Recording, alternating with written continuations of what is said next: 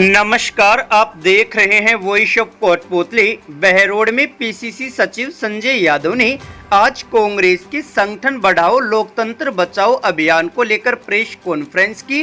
इस दौरान पीसीसी सचिव संजय यादव ने पंचायती राज व निकाय चुनाव में देरी, परिसीमन व SIR में गड़बड़ी एवं बहरोड क्षेत्र में भ्रष्टाचार को लेकर सरकार व विधायक पर जमकर निशाना साधा। सभी पत्रकार साथियों का बहुत बहुत स्वागत है।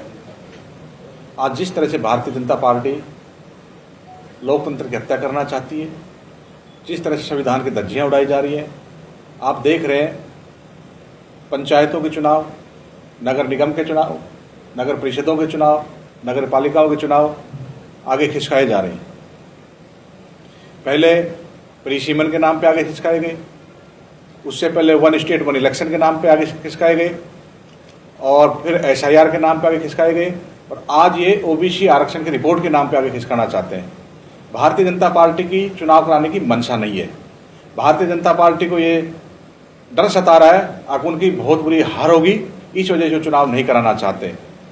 साथियों, मैं आपके माध्यम से बताना चाहता हूँ, हाई कोर्ट ने भी कहा कि 15 अप्रैल तक चुनाव निश्चित कराए जाएं। उसके बाद आप देखिए मतदाता सूची का जो प्रकाशन है उसके लिए 22 अप्रैल की डेट देते हैं, तो इससे साफ जाहिर होता है कि उनकी मंशा नहीं थी।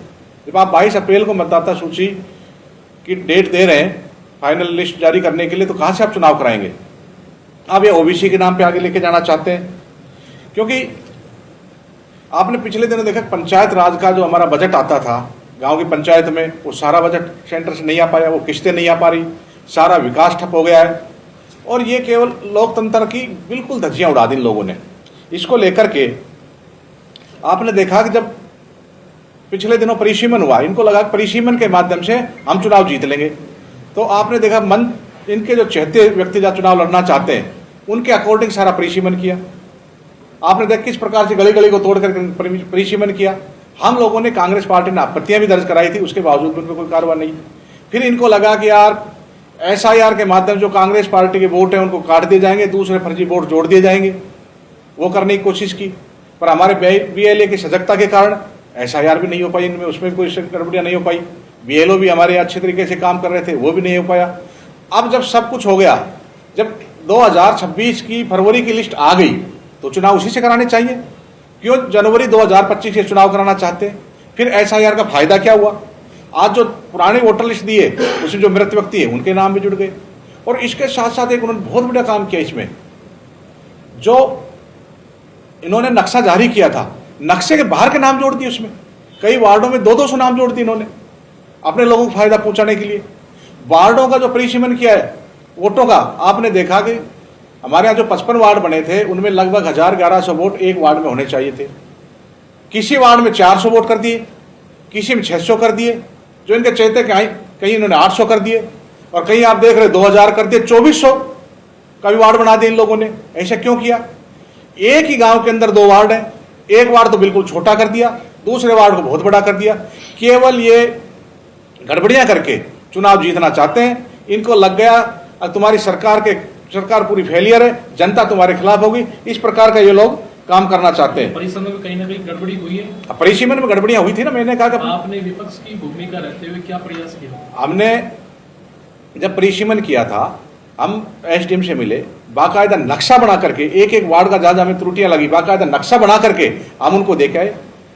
उनके दबाव बनाने की कोशिश की, परंतु सरकार के दबाव में जो हमने इनको दिया था, अगर ये गलतियां की आप लोगों ने, आवेदन किए थे, इनको आपत्तियां दर्ज कराई थी, उन पे इन्होंने कोई भी हमारे पे सुनवाई नहीं की।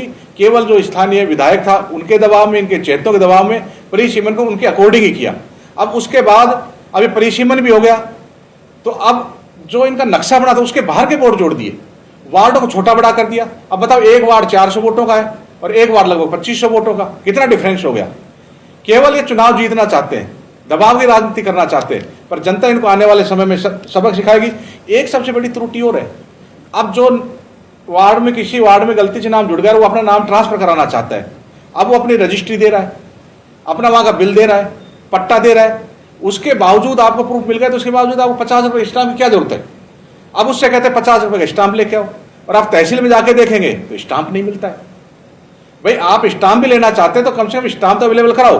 स्टाम्प नहीं मिलता, उसके नाम से फिर उनका नाम नहीं ट्रांसफर कर पाते, जो इनके चहेते हैं उनको वहां पर स्टाम्प मिल जाता।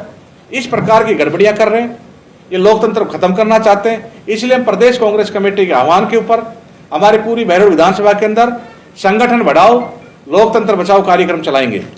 इसके तहत कांग्रेस पार्टी हर ग्राम पंचायत में, हर वार्ड में जाएगी और 15 अप्रैल तक कांग्रेस पार्टी हर वार्ड का अध्यक्ष, हर ग्राम पंचायत का अध्यक्ष नियुक्त करेगी और जो इनकी मनचाही है, इनकी जो मनचाही काम कर रहे हैं, इनको लेकर जनता के बीच में जाएंगे, जन जागरण करेंगे, इनके खिलाफ दबाव बनाएंगे और इसके बाद 15 अप्रैल से 30 अप्रैल तक हम हर वार्ड की कार्यकारिणी बढ़ाएंगे, जिसमें कम से कम 21 लोग रहेंगे, वार्ड के भी 21 लोग और ग्राम पंचायत के भी 21 लोगों की कार्यकारिणी बनाएंगे।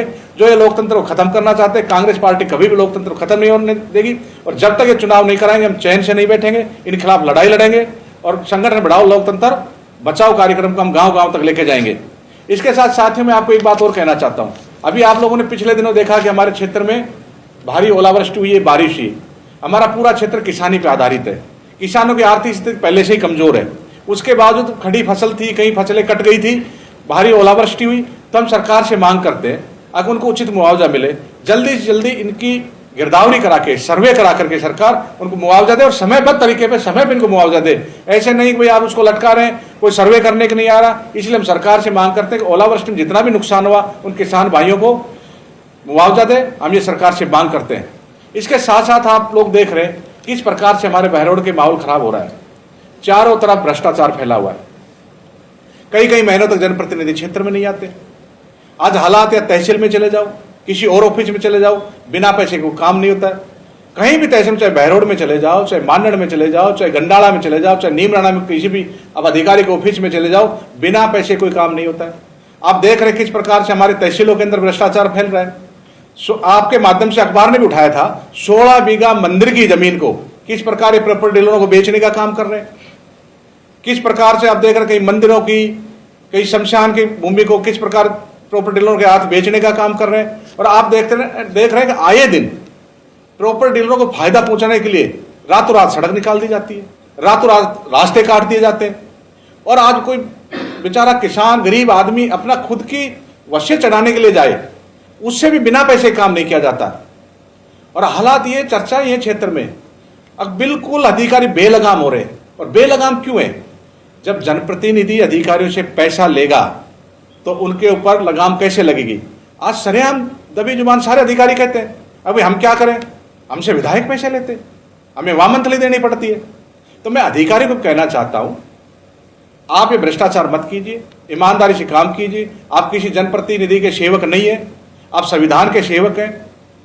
और अगर आप नहीं माने तो आने वाले समय में कांग्रेस की सरकार आ रही है।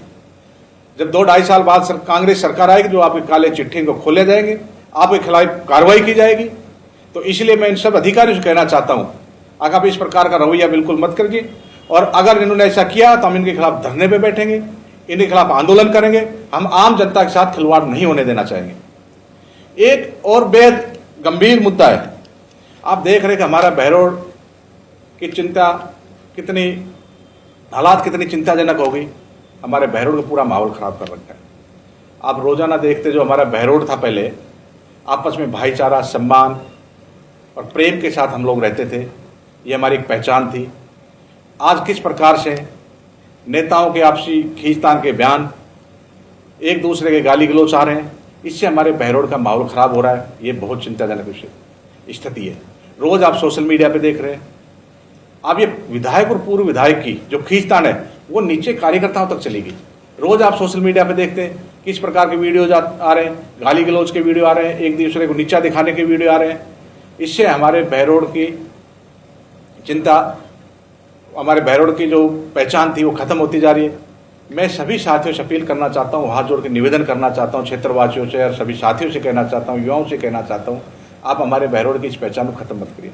अब आपस में इस राजनीति के चक्कर में अपना भाईचारा खराब मत करो, इनके चक्कर पर लड़ाई झगड़ा मत करो। आज हमारा बहरोड जो आगे बढ़ना चाह रही था, आज वो हमारा बहरोड आगे नहीं बढ़ पा रहा। पूरे जब हम बाहर जाते हैं तो हमारे इस क्षेत्र की छवि धूमिल हो रही है। आज मैं सब लोगों से अपील करना चाहता हूँ, हम विकास की बात करें, न कि विवाद की बात करें। इन सब लोगों को लेकर के आज हम आपके बीच में आए और जनता के हित के लिए लड़ाई लड़ेंगे।